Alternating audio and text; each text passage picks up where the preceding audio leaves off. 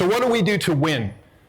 When I was new, bright-eyed, bushy-tailed in my career, I left industry and I joined Oracle Software. I thought I'd gone to heaven. Woohoo, I'm a consultant. And I immediately got fired from my first project. Not because I wasn't willing, not because I didn't follow the book or no project management. In fact, I loved it. I'd been in PMI for a long time. The challenge was, it was a $30, $40 million project, and we just couldn't get the job done. And it's the responsibility for us as project managers to lead the charge on that, and I didn't get the job done. Now, the lesson learned on that was, subsequently, I joined other consulting advisory firms, and the good news is, it's baby steps.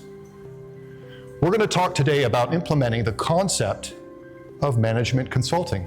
Servant leadership, one step ahead thinking, right? Just staying ahead of the curve a little bit.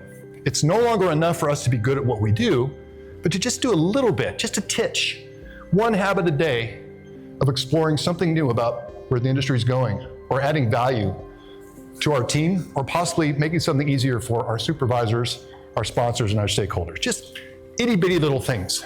Does your leadership know that you're doing it? Is it that you got that increment out the door every second Friday after a sprint, right? Is it that you were able to get all 15 sprint points in, and it's time to maybe look at trying 18 sprint points next time? If you're going to commit to something, I will get you that status report every Friday, rain or shine.